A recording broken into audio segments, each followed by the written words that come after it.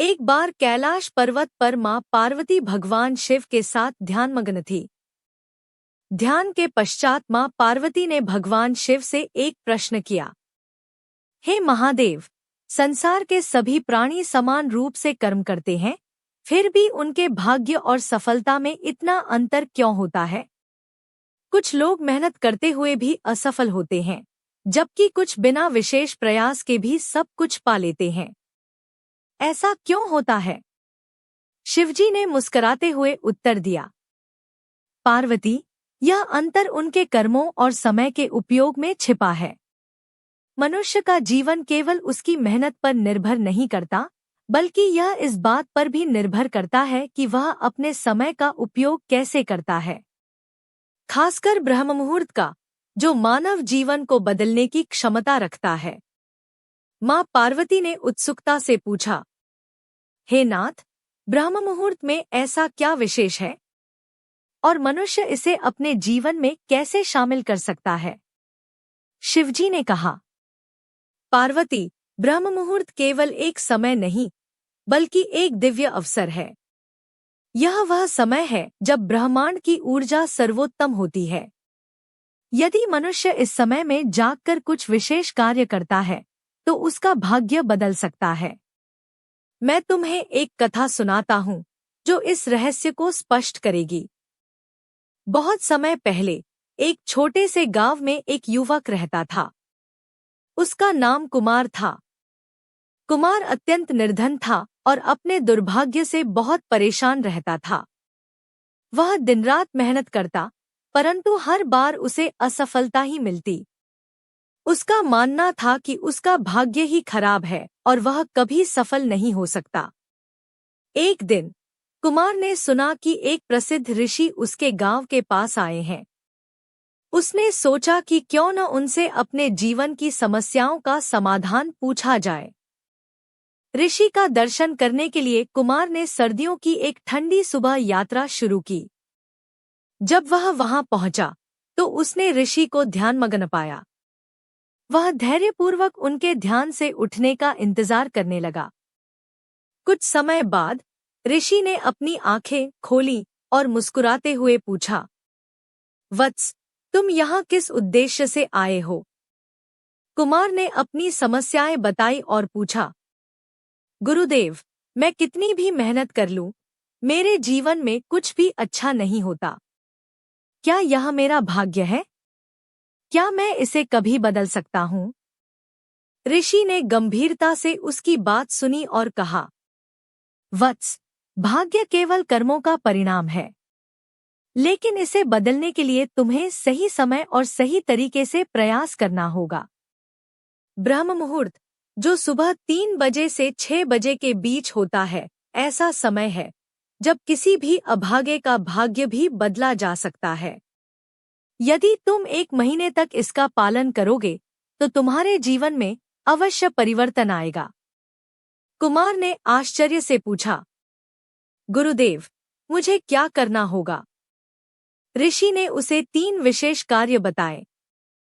ब्रह्म मुहूर्त में उठना और ध्यान करना, गंगा जल या शुद्ध जल से स्नान कर प्राणायाम करना, दिन की योजना बनाकर उसे सकारात्मकता से आरंभ करना। कुमार ने दृढ़ संकल्प लिया और ऋषि के निर्देशों का पालन शुरू किया। पहले कुछ दिन कठिन थे, लेकिन धीरे धीरे उसने इस समय में शांति और ऊर्जा का अनुभव करना शुरू कर दिया। कुमार ने रोज सुबह ब्रह्म मुहूर्त में उठकर ध्यान और प्राणायाम करना शुरू किया।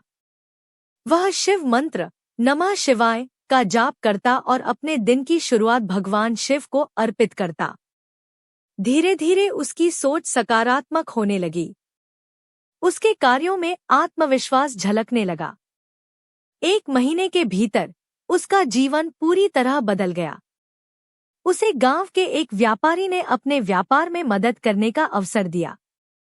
अपनी नई ऊर्जा और दृष्टिकोण के कारण वह इस कार्य में सफल हुआ। कुछ ही समय में उसने धन, मान सम्मान और खुशी प्राप्त की। भगवान शिव ने मां पार्वती से कहा, पार्वती, कुमार की कथा यह सिखाती है कि ब्रह्म मुहूर्त की ऊर्जा का सही उपयोग किसी भी मनुष्य के भाग्य को बदल सकता है। यह समय मन, शरीर और आत्मा के लिए सर्वोत्तम है। अब मैं तुम्हें ब्रह्म मुहूर्त के कुछ विशेष लाभ और कार्य बताता हूँ। प्राचीन भारतीय संस्कृति में समय का महत्व अत्यधिक रहा है। इसमें ब्रह्म मुहूर्त को सबसे पवित्र समय माना गया है। यह समय प्रातःकाल 3 बजे से 6 बजे तक का होता है। इसे देवताओं का समय भी कहा जाता है। यह वह क्षण होता है जब पूरा ब्रह्मांड शांत होता है और प्रकृति की शक्तियां जागृत होकर मानव को लाभ पहुंचाने के लिए तैयार होती हैं। ब्रह्म मुहूर्त का महत्व केवल धार्मिक दृष्टि से ही नहीं, बल्कि विज्ञान और स्वास्थ्य की दृष्टि से भी है। आधुनिक वैज्ञानिक शोध बताते हैं कि इस समय में वातावरण में ऑक्सीजन की मात्रा अधिक होती है, जिससे शरीर और मस्तिष्क को विशेष लाभ मिलता है। ब्रह्म मुहूर्त में करने योग्य कार्य: 1. ध्यान और शिव मंत्र जाप। सुबह उठने के बाद शांत चित्त से बैठकर ध्यान करें। भगवान शिव का नमः शिवाय मंत्र 108 बार जपें। यह मन को शांति और स्थिरता प्रदान करता है। 2. प्राणायाम और योग। ब्रह्म मुहूर्त में वातावरण शुद्ध होता है। इस समय प्राणायाम और योग करने से शारीरिक और मानसिक स्वास्थ्य सुधरता है। 3. धार्मिक ग्रंथों का अध्ययन। गीता, रामायण या अन्य धार्मिक ग्रंथों का अध्ययन करें। इससे जीवन में सकारात्मकता और ज्ञान बढ़ता है। 4. दिन की योजना बनाना। अपने दिन के कार्यों की योजना बनाएं और लक्ष्य निर्धारित करें। 5. सेवा और दान का संकल्प।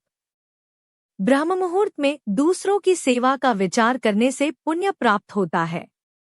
ब्रह्म मुहूर्त का विज्ञान और लाभ। भगवान शिव ने समझाया कि ब्रह्म मुहूर्त का महत्व केवल आध्यात्मिक नहीं, बल्कि वैज्ञानिक भी है। इस समय ऑक्सीजन का स्तर उच्च होता है, जो मस्तिष्क और फेफड़ों के लिए लाभकारी है। मानसिक लाभ: यह समय मानसिक शांति और रचनात्मकता को बढ़ावा देता है। आध्यात्मिक लाभ: ब्रह्म मुहूर्त में ध्यान और मंत्र जाप करने से आत्मा की शुद्धि होती है। भगवान शिव ने मां पार्वती से कहा, पार्वती, ब्रह्म मुहूर्त का सही उपयोग करने वाला व्यक्ति जीवन में कभी अभागा नहीं रह सकता। यह समय हर मनुष्य को नई शुरुआत और सकारात्मक ऊर्जा प्रदान करता है। जो भी मनुष्य इसे अपनी दिनचर्या में शामिल करेगा, वह अपने भाग्य को बदल सकता है। मां पार्वती ने इस ज्ञान को सुनकर कहा, हे महादेव, यह ज्ञान संसार के हर व्यक्ति तक पहुंचना चाहिए। इससे वे अपने जीवन को सुखमय और सफल बना सकते हैं। भगवान शिव ने मां पार्वती से कहा, मनुष्य को यह समझना चाहिए कि भाग्य केवल उसी का साथ देता है जो अपने कर्मों का पालन करता है। जो कर्म नहीं करता, उसका जीवन ठहरा हुआ जल बन जाता है।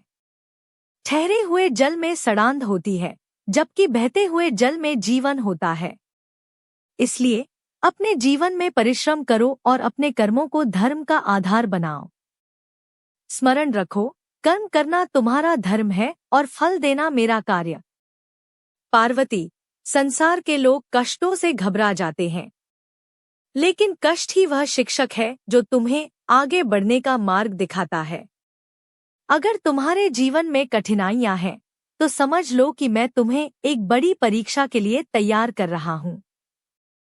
परीक्षा कठिन होती है, लेकिन जो इसे सहन कर लेते हैं, वे ही विजय प्राप्त करते हैं। सुनो, लोहे को जब तक आग में तपाया न जाए, तब तक वह तलवार नहीं बन सकता। वैसे ही मनुष्य को जीवन की कठिनाइयां सहने से ही श्रेष्ठता मिलती है। पुत्र, न तो अतीत को सोचकर पछताओ और न भविष्य के डर से घबराओ। अतीत चला गया, उसे वापस नहीं लाया जा सकता।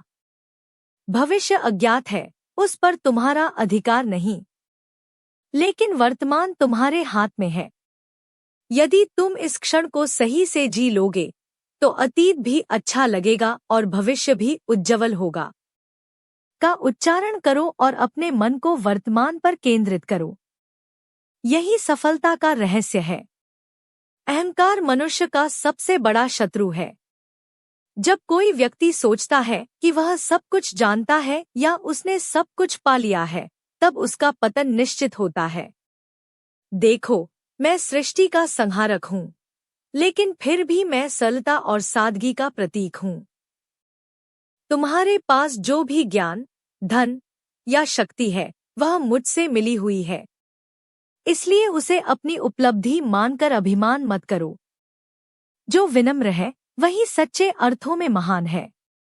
तुम्हारे सारे दुख और सुख का कारण तुम्हारा मन है। मन यदि नियंत्रित है, तो यह तुम्हारा सबसे बड़ा मित्र है। लेकिन यदि यह बेकाबू है, तो यह तुम्हारा सबसे बड़ा शत्रु बन जाता है। इसलिए ध्यान और साधना करो। मन को वश में रखने का सबसे सरल उपाय है मंत्र जाप। नमः शिवाय का स्मरण तुम्हारे मन को शांत करेगा और तुम्हें मेरी उपस्थिति का अनुभव होगा। मनुष्य को केवल अपने लिए नहीं जीना चाहिए। जो दूसरों की मदद करता है, वही सच्चे अर्थों में मेरी पूजा करता है। यदि तुम किसी भूखे को अन्न देते हो, किसी दुखी को सांत्वना देते हो या किसी बेसहारे को सहारा देते हो, तो समझ लो कि तुमने मुझे प्रसन्न कर दिया। याद रखना, संसार की सबसे बड़ी पूजा सेवा है। संसार मोहमाया का खेल है। जो लोग धन, वस्त्र और भौतिक सुखों को ही जीवन का उद्देश्य मान लेते हैं, वे कभी संतोष नहीं पा सकते। तुम्हारे पास जितना भी धन और संपत्ति है, वह तुम्हारे कर्मों के फलस्वरूप है। इसलिए मोह छोड़कर इसे सही तरीके से उपयोग करो। सच्चा सुख केवल आत्मज्ञान में है, और आत्मज्ञान तभी मिलेगा जब तुम माया को पहचानोगे। पार्वती, लोग मृत्यु से डरते हैं, लेकिन मृत्यु जीवन का सत्य है। यह देह नश्वर है, पर आत्मा अमर है। मृत्यु से डरना नहीं, बल्कि इसे स्वीकार करना सीखो। जैसे पुराने वस्त्र त्याग कर तुम नए वस्त्र पहनते हो, वैसे ही आत्मा पुरानी देह त्याग कर नई देह धारण करती है। मृत्यु को अंत मत समझो, यह केवल एक नई यात्रा की शुरुआत है। संसार में हर व्यक्ति बोलने में व्यस्त है, लेकिन जो व्यक्ति मौन रहकर सुनना सीखता है, वह सच्चा ज्ञानी बनता है। ध्यान का अभ्यास करो। ध्यान से ही तुम्हें अपने भीतर छिपे सत्य का ज्ञान होगा। मौन और ध्यान तुम्हें मेरी उपस्थिति का एहसास कराएंगे। स्मरण रखो, जो शांत है वही सशक्त है। पुत्र, झूठ और छल का मार्ग तात्कालिक सुख दे सकता है, लेकिन यह अंततः दुख का कारण बनेगा। सच्चाई का मार्ग कठिन हो सकता है, लेकिन यही मार्ग तुम्हें स्थायी सुख और शांति देगा। सत्य ही मेरा रूप है। यदि तुम सच्चाई का पालन करोगे, तो मैं सदैव तुम्हारे साथ रहूंगा। भगवान शिव ने अंत में कहा, पुत्र, मैं तुम्हारे भीतर ही हूँ। जब तुम सच्चाई, विनम्रता और कर्मयोग का पालन करोगे, तब तुम्हें मेरी उपस्थिति का अनुभव होगा। अपनी आत्मा को पहचानो, क्योंकि वही तुम्हारा सबसे बड़ा गुरु है। नमः शिवाय का जाप करो और जीवन को सरल, सच्चा और सार्थक बनाओ। यही मेरी प्रेरणा है। हर हर महादेव।